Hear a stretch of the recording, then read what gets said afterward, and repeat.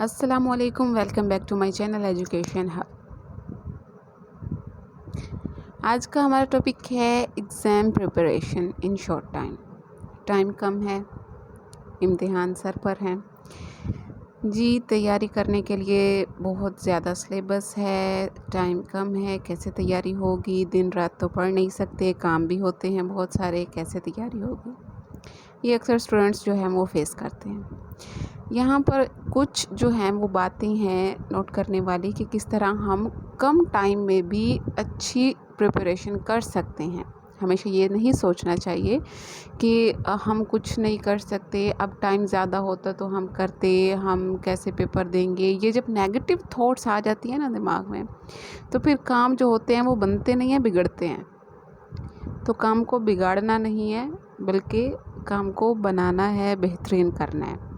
इसकी यहाँ पर 7 टिप्स हैं। ये जो मैंने ख़ुद अपनी जब मैं एग्ज़ाम्स देती थी तब मैं ख़ुद ऐसे प्रिपरेशन करती थी। फर्स्ट इसकी टिप है मेकिंग अ स्केड्यूल। सबसे पहले आपके पास टाइम कम है, अगर आपके 1 महीने बाद, 1.5 महीने बाद, 2 महीने बाद एग्ज़ाम होने हैं, तो आपके पास दिन कितने हैं आप ये देख लें। आप दिन के हिसाब से ये आप देख लें कि इतने दिन में आपने इतनी बुक्स की तैयारी करनी है। तो उन बुक्स को ऑर्गेनाइज़ कर लें कि मैं 3 दिन जो है ये वाली बुक पढ़ूँगी। जैसे मास्टर्स इन फ़िज़िकल एजुकेशन में है, एनाटॉमी है, फ़िज़ियोलॉजी है, मूवमेंट है, रिसर्च है, मुश्किल बुक्स भी हैं।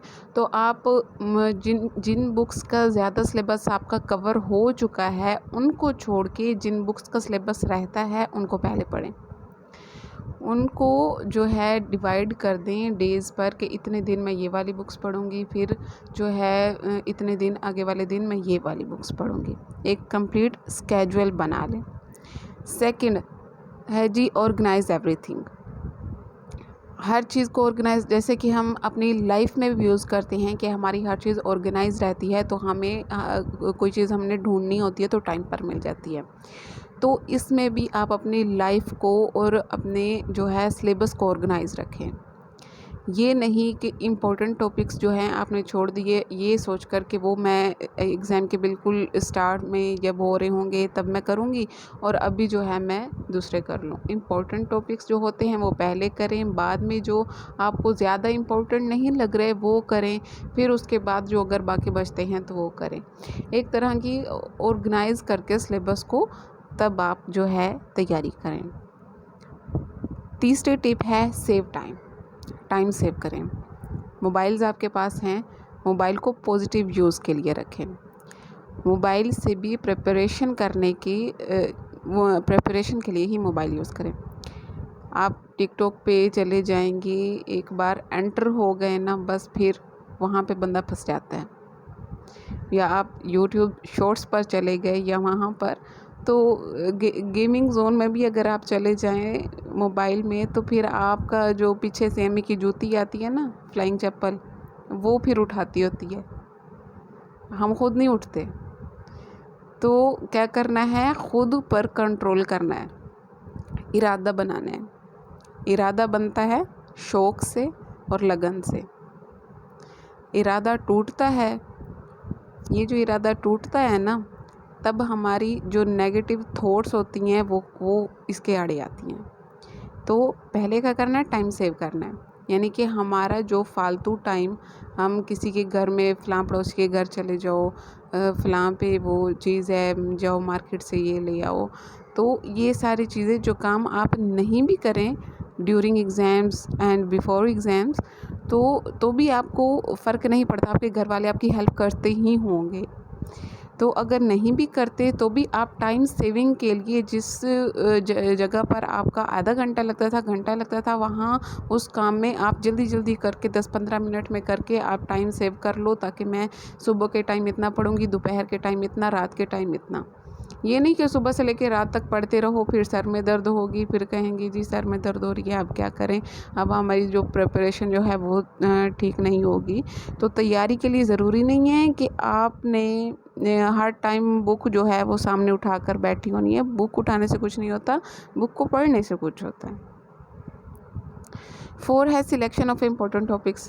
टाइम कम है, आपका सिलेबस ज़्यादा है, सबसे पहले जो है इम्पोर्टेंट टॉपिक्स वो ढूंढ लें सारी बुक्स में से, उसको अंडरलाइन कर लें या हाईलाइट कर लें, हाईलाइट कर ले, टिक लगा लें, यहाँ ऊपर इम्पोर्टेंट लिख दें कि ये इम्पोर्टेंट है।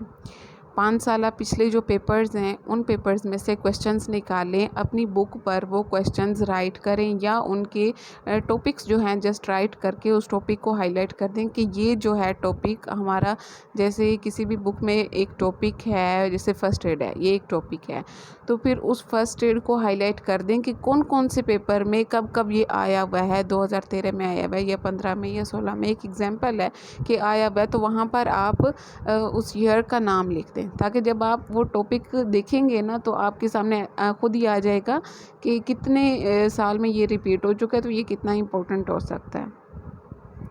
5 है रीड एंड राइट। आप लोग क्या करते हैं, नहीं मोस्टली जो स्टूडेंट्स होते हैं वो पढ़ने लग जाते हैं तो बस पढ़ते रहते हैं। स्टडी है, पढ़ रहे हैं, माँ बाप समझते हैं मेरा बेटा मेरी बेटी बहुत पढ़ाकू हैं। अब पता नहीं है कि पढ़ के हमारे दिमाग से निकल जाना। एक बार आप रीड करें, दूसरी बार आप समझें और तीसरी बार आप लिखें। ये टिप बेस्ट है।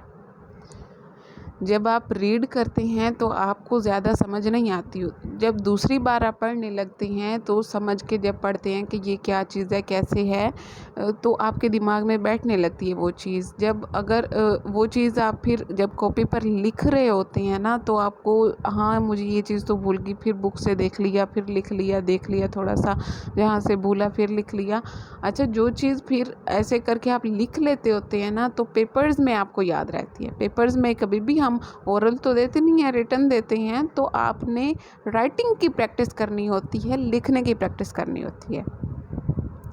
6 है रिवीजन। जाहिर सी बात है, अब फॉर एग्ज़ाम्पल कि मेरी तैयारी हो गई, मैंने तैयारी कर ली, बुक की, पढ़ लिया, सब कुछ आता है, फिर पीछे से आप देखते हैं खोल के कोई चैप्टर तो आप कहते हैं उफ ये भी नहीं आता, फिर पीछे से कोई देखते हैं उफ ये भी नहीं आता, अब क्या करें, टेंशन हो जाती है, स्ट्रेस हो जाता है। इसलिए क्या है कि तैयारी करने के बाद जो हमारी पेपर का 1 दिन या 2 दिन पहले होते हैं उसमें आप जस्ट रिवाइज़ करें, उसमें तैयारी नहीं होती। पेपर के 1-2 दिन पहले तैयारी नहीं होती, रिवीजन होती है, तो उसमें जस्ट रिवाइज़ करें कि ये वाला टॉपिक मैंने पढ़ा था, कैसे पढ़ा था। उसके अलावा यूट्यूब में से कोई उसके वीडियोज़ निकालें कि क्या था उन वीडियोज़ में, कैसे मैंने समझा था, कैसे मैंने राइट किया था, वो सब कुछ जो है ख़ुद ही दिमाग में आने लग जाता है जब हम रिवाइज़ कर रहे होते हैं। तो रिवीजन बहुत ज़रूरी होती है प्रिपरेशन के लिए। लास्ट हमारा स्टेप है जी टेक रेस्ट। अब देखें, हम कहते हैं कि जस्ट पेपर हो रहे हैं तो किसी भी बच्चे पर जो है रेस्ट करना ना हराम हो जाता है। अगर अम्मी अब्बू देखते हैं किसी को लेटे हुए ना तो फलां तुम्हारे तो पेपर हो रहे थे, उठो तुम लेटे क्यों हो, मतलब क्या? अब क्या हम रेस्ट नहीं, अब जो है हमारी साइकोलॉजी भी कहती है, हमारी साइंस भी कहती है कि माइंड को फ्रेश होना चाहिए उसमें नई चीज़ डालने के लिए। हम एक चीज़ जब उसमें डाल रहे होते हैं और हम उसको, जैसे मोबाइल है, आप यूज़ कर रहे हो, मोबाइल यूज़ कर रहे हो, उसकी बैटरी लो हो रही है, जस्ट जब वो बैटरी डेड हो जाती है मोबाइल बंद हो जाता है। तो अपने माइंड को जब आप यूज़ कर रहे हो, एक जगह पर लगा रहे हो, तो आपका माइंड की जो बैटरी है वो भी लो हो रही है, और माइंड की बैटरी फुल करने के लिए क्या चीज़ आपको चाहिए? रेस्ट चाहिए। अब रेस्ट करेंगे तो ही नेक्स्ट जो आप प्रिपरेशन करने के लिए बैठेंगे तो आपके माइंड में आएगा। अगर रेस्ट जो है वो प्रॉपर नहीं करेंगे, आप प्रिपरेशन के दौरान भी 6 से 7 घंटे की नींद लें 24 घंटों में। वैसे 8 या 9 घंटे की कहते होते हैं, लेकिन प्रिपरेशन करनी है, रात को भी पढ़ना है, दिन में भी पढ़ना है, सुबह भी पढ़ना है।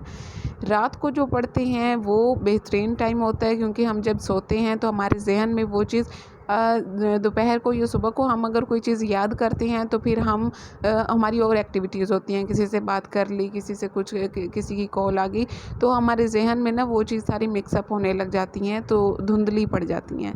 तो क्या चीज़ रात को जब हम याद करते हैं तो याद करने के बाद जब हम सो जाते हैं तो हमारे माइंड में वो अक्सर मेरे साथ ऐसा होता था कि जब मैं रात को पढ़ती जी अब नींद आ गई तो सो गई ना बुक साथ में रख के, तो क्या ख्वाब में आ रहा होता था एनाटॉमी फलां ये है, हाँ बायोमैकेनिक्स में ऐसे किक करती हैं, हाँ ऐसे लगती है, तो ये सब चीज़ें ख्वाब में आ रही होती थी। यानी कि स्टडी यहाँ तक करें कि आपके ज़हन में रह जाए, ये ना कहें कि इधर से आई और उधर से गई। हवा होने वाली स्टडी नहीं होती। Thank you for watching my video.